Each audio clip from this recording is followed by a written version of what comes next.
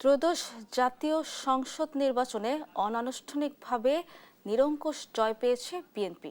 ভোটের ফলাফলের খবর জানাতে মেহেরপুর ও লালমনিরহাট থেকে সরাসরি যুক্ত হচ্ছেন আমাদের সহকর্মী আক্তারুজ্জামান এবং সুজন বর্মন। শুরুতে চলে যাচ্ছি মেহেরপুরে।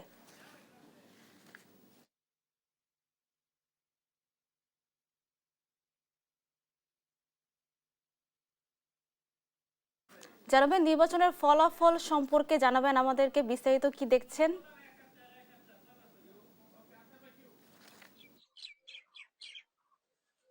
সাবিনা, ধন্যবাদ আপনাকে। আপনি যেমনটি জানেন যে গতকাল অনুষ্ঠিত হয়েছে ত্রয়োদশ জাতীয় সংসদ নির্বাচন। এই নির্বাচনে ছোটখাটো কয়েকটি বিশৃঙ্খল ঘটনা ছাড়া কিন্তু শান্তিপূর্ণভাবে ভোটাররা তাদের ভোটাধিকার প্রয়োগ করেছেন। তো মেহেরপুরের যে দুটি আসন, এই দুটি আসনে কিন্তু প্রতিদ্বন্দ্বিতা করেছিলেন 7 জন প্রার্থী। বিএনপি মনোনীত প্রার্থী মাসুদ অরুণ, জামাত মনোনীত প্রার্থী ছিলেন তাজউদ্দিন খান এবং মেহেরপুর 2 আসন গাংনীতে ছিলেন জামাত মনোনীত প্রার্থী নাজমুল হুদা এবং বিএনপি মনোনীত প্রার্থী ছিলেন জনাব আমজাদ হোসেন। তো এই দুটি আসনে কিন্তু বারবার কিন্তু বিএনপি এবং আওয়ামী লীগ থেকে সংসদীয় এমপি নির্বাচিত হলেও কিন্তু এই বছরে কিন্তু এই ত্রয়োদশ জাতীয় সংসদ নির্বাচনে দুটি আসনেই কিন্তু জামাত ইসলামের যে নিরঙ্কুশ বিজয়, সেই বিজয় হয়েছে জামাত মনোনীত প্রার্থী মেহেরপুর 1 আসনে তাজউদ্দিন খান এবং মেহেরপুর 2 আসনের নাজমুল হুদা। আমি যদি জানিয়ে রাখি,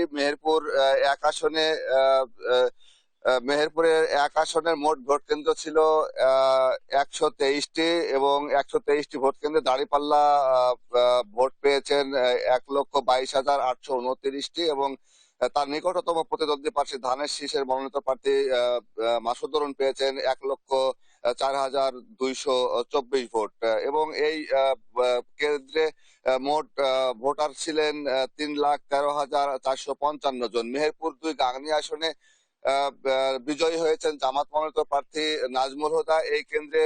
এখানে কেন্দ্র ছিল 90টি এবং এই 90টি কেন্দ্রে মোট ভোটার সংখ্যা ছিল 2,70,705 জন। তো মেহেরপুর 2 আসনের বিজয়ী হয়েছেন নাজমুল হুদা, পেয়েছেন দাঁড়িপাল্লা মার্কায় 94,168 ভোট এবং তার প্রতিদ্বন্দ্বী নিকটতম প্রার্থী আমজাদ হোসেন পেয়েছেন 85,689 ভোট। তো ভোটের যে ফলাফল রাত 12টা পর্যন্ত এই ফলাফল ঘোষণা করেছে সহকারী রিটার্নিং কর্মকর্তা এবং অনেক এই নির্বাচনের পরে কোনো সহিংসতা না ঘটে এবং যেন কোনো ধরনের মিটিং মিছিল না হয়, সেক্ষেত্রে কিন্তু যারা বিজয়ী প্রার্থী রয়েছেন তারা কিন্তু তাদের দলীয় যে নেতাকর্মীরা রয়েছেন সেই দলীয় নেতাকর্মীদের কিন্তু নির্দেশনা দিয়েছেন। তো বিজয়ী হওয়ার যে ফলাফল ঘোষণার পরপরে কিন্তু জামাত মনোনীত প্রার্থীরা কিন্তু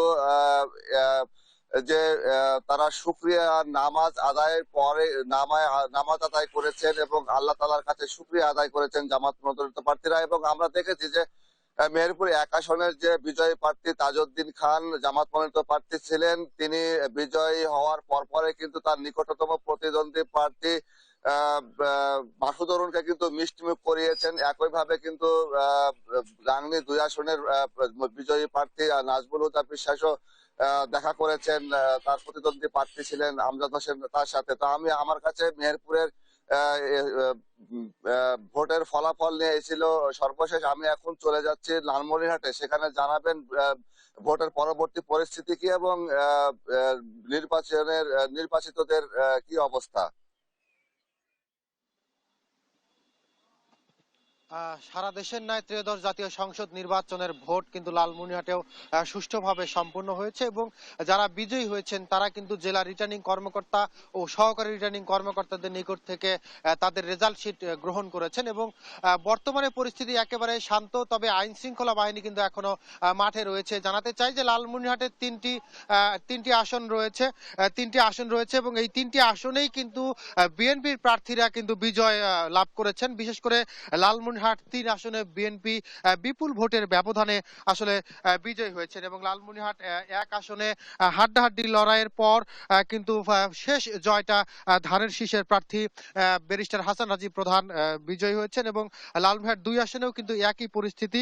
হাড্ডাহাড্ডি লড়াইয়ের শেষের দিকে এসে কিন্তু ধানের শীষের প্রার্থী রকনউদ্দিন বাবুল বিজয়ী হয়েছেন। এটুকু জানাতে চাই যে লালমনিরহাট ৩ আসনে অধ্যক্ষ আব্দুল ওয়াহিদ দুলু ধানের শীষ প্রতীক নিয়ে ১,৩৯,৬৫১ ভোট পেয়েছেন এবং তার নিকটতম প্রতিদ্বন্দ্বী পেয়েছেন আবু তাহের।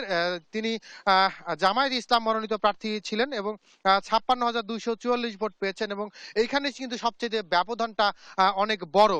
আরেকটি বিষয় জানাতে চাই, লালমনিরহাট ২ আসনে আদিতমারি এবং কালীগঞ্জ উপজেলা নিয়ে গঠিত। এই আসনে বিএনপি প্রার্থী রকনউদ্দিন বাবুল পেয়েছেন ১,২৩,৯৪৬ ভোট। তিনি বিজয়ী হয়েছেন এবং তার নিকটতম প্রতিদ্বন্দ্বী প্রার্থী জামায়াতের ফেরোজ হায়দার লাবলু দাঁড়িপাল্লা প্রতীকে পেয়েছেন ১,১,২৭,২৫২ ভোট এবং আরেকটি বিষয় জানতে চাই যে স্বতন্ত্র প্রার্থী মমতাজ আলী শান্ত সেখানে কিন্তু মোটরসাইকেল প্রতীকে পেয়েছেন ৩,৪৯৯ ভোট।